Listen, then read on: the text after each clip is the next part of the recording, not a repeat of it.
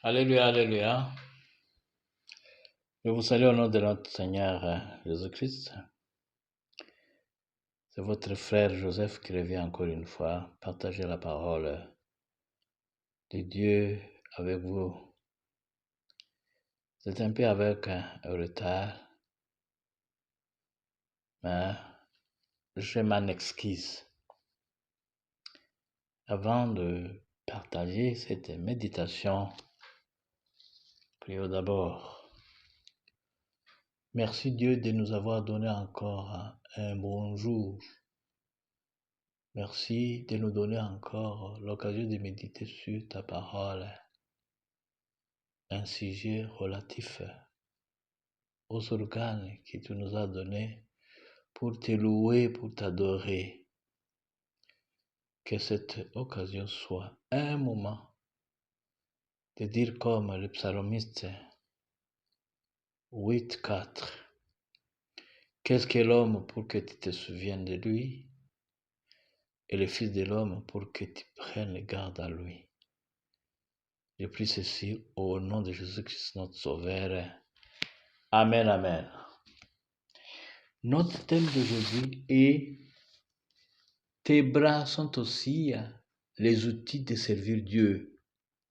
Tes bras sont aussi les outils de servir Dieu. Les bras de notre Dieu sont très puissants. Les bras de Dieu nous procurent protection, comme on peut le lire dans Ésaïe 63, 12. Où est celui qui fit avancer à la droite de Moïse son bras resplendissant qui fendit les ondes devant eux pour se faire un nom éternel. Aussi, les bras de Dieu procurent la force. Dieu a fait disperser ses ennemis avec sa main puissante, comme nous pouvons le lire dans Psaume 89, 10. Les bras de Dieu procurent aussi refuge, comme nous pouvons le lire dans Deutéronome 27, verset 27 jusqu'au verset 29. Il est écrit, « Le Dieu d'éternité est un refuge, et sous ses bras éternels est une retraite. Devant toi, il a chassé l'ennemi, et il a dit, extermine. » Les bras de Dieu procurent aussi les salis. God's arms provide salvation. Comme on peut le lire dans Exode 6:6. C'est pourquoi dit aux enfants d'Israël, je vous affranchirai des travaux dont vous chargez les Égyptiens. Je vous délivrerai de leur servitude et je vous sauverai à bras étendus et pas de grands jugements. Amen, amen. Vous pouvez élargir le bienfait de bien de bras de l'Éternel. Ces versets si hauts sont à titre illustratif. Comme nous sommes créés à l'image de Dieu, nos bras aussi procurent le bienfait, bien sûr, avec le concours du Saint-Esprit qui habite en nous. Nos bras sont capables de guérir les malades, de chasser les mauvais esprits et d'équiper les gens spirituellement. Nos bras peuvent aussi servir comme instrument de louange, ainsi de suite. Seulement, nous allons parler au sujet de ce d'un point que je viens d'énumérer. Amen, amen. Je vous invite, venez, méditons ensemble la parole de Dieu. Nos bras sont capables de guérir les malades, chasser les mauvais esprits et d'équiper les gens spirituellement. Dans le Nouveau Testament, l'organe qui a été utilisé dans la guérison, dans l'accomplissement des miracles et dans la délivrance et dans l'impartation du Saint-Esprit sont les bras ou les mains l'acte des apôtres est bourré d'exemples. J'aime toujours revenir aux dons du Saint-Esprit. Les 3 dons, la foi, la guérison et opérer les miracles, sont ces dons qui sont qualifiés des dons de puissance. Ils ont pour rôle principal de faire naître la foi et de faire croître la foi. Une fois qu'il y a eu une guérison ou une opération d'un miracle, il y a certaines personnes qui seront converties, c'est-à-dire ils vont avoir la foi. Et ceux qui avaient déjà la foi, leur foi croîtra. La main ou le bras, c'est l'organe qui met en action les miracles et la guérison. Pour que notre main ou notre bras soit doté de cette puissance, il faut qu'il y ait la foi qui est derrière. Par exemple, Pierre et Jean ont guéri un boiteux, comme nous le lisons dans Actes 3, 7. Et le prenant par la main droite, il les fit lever. Au même instant, ses pieds et ses chevilles deviennent fermes.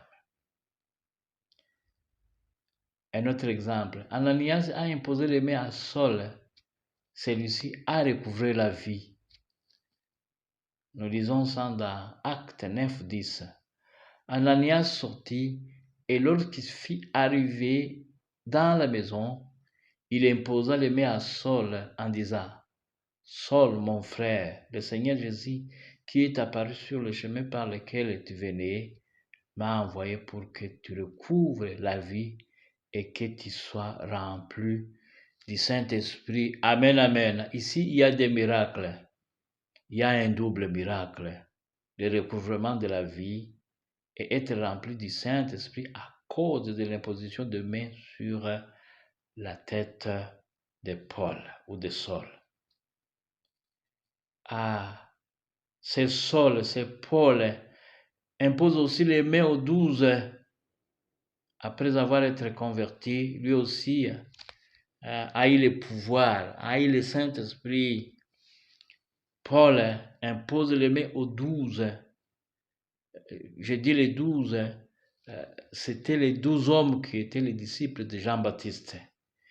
Ils reçurent le don de parler à langue et le don de prophétiser. Ça, nous le lisons dans Actes 19, 6. Il est dit, lorsque Paul leur y imposait les mains, le Saint-Esprit vint sur eux et il parlait à langue et prophétisait. Paul encore, dans Actes 19, 11, il est dit, et Dieu faisait miracles extraordinaires par les mains de Paul. Quand on va au verset 12, au point qu'on appliquait sur les malades des linges ou des mouchoirs qui avaient touché son corps. Et les maladies les quittaient et les esprits malins sortaient. Amen, amen. Quand notre corps est chargé du Saint-Esprit, on voit que tout organe peut guérir. Amen, amen. Les exemples sont nombreux dans la Bible. La main ou le bras. Quel organe privilégié aviez-vous réalisé que cet organe est beaucoup plus utilisé par Dieu? Ce que les bras de Paul, de Pierre et des autres disciples accomplissaient, ton bras aussi peut accomplir d'ailleurs plus que ce que Dieu les a permis d'accomplir avec cet organe. Amen, amen. Deuxièmement, nos bras sont instruments de louange et expression de joie. Frères et sœurs, acceptez de découvrir avec moi ce que la Bible dit au sujet d'applaudissement. C'est comme si cet instrument de musique a été oublié d'être cité dans Psaume 150. On peut ajouter l'applaudissement à la liste d'instruments de louange qu'on retrouve dans Psaume 150. il y a la trompette, le luth, la harpe, les tambourets, instruments de cordes, instruments de chalumeau, les cymbales. Je me permets d'ajouter le mais à cette liste. Je suis justifié par les Saintes Écritures, spécialement le psaume 47. Ce psaume parle au sujet de battre les mains et les raisons de le faire. Permettez-moi de vous lire ce psaume en entier. Ce psaume a comme titre « Applaudissez Dieu ». Amen, amen. Suivez, je vais lire ce psaume. Au chef de chœur, psaume de Corinthe. Vous tous, le peuple, battez les mains, poussez vers Dieu de cris de joie, car l'Éternel, lui, il est très haut et redoutable, c'est le grand roi du monde entier. Il nous soumet bien des peuplades, beaucoup de peuples nous sont assujettis. Il a choisi pour notre part un territoire qui fait la gloire de tout Jacob, son bien-aimé. Dieu est monté parmi les cris de joie. Il est monté au son de corps, lui l'Éternel. Chantez à Dieu, chantez pour notre roi. Oui, chantez-le, car Dieu est roi du monde entier. Chantez pour lui un bon cantique. C'est Dieu qui règne sur tout le peuple. Sur son saint trône, il siège. Les chefs des peuples se réunissent. Ils sont ton peuple, Dieu d'Abraham. Ils sont à Dieu, tout le puissant de cette terre, car il est élevé au plus haut point. Amen, amen. Voilà, notre organe, la main est capable d'opérer les miracles. La main est capable de donner louange que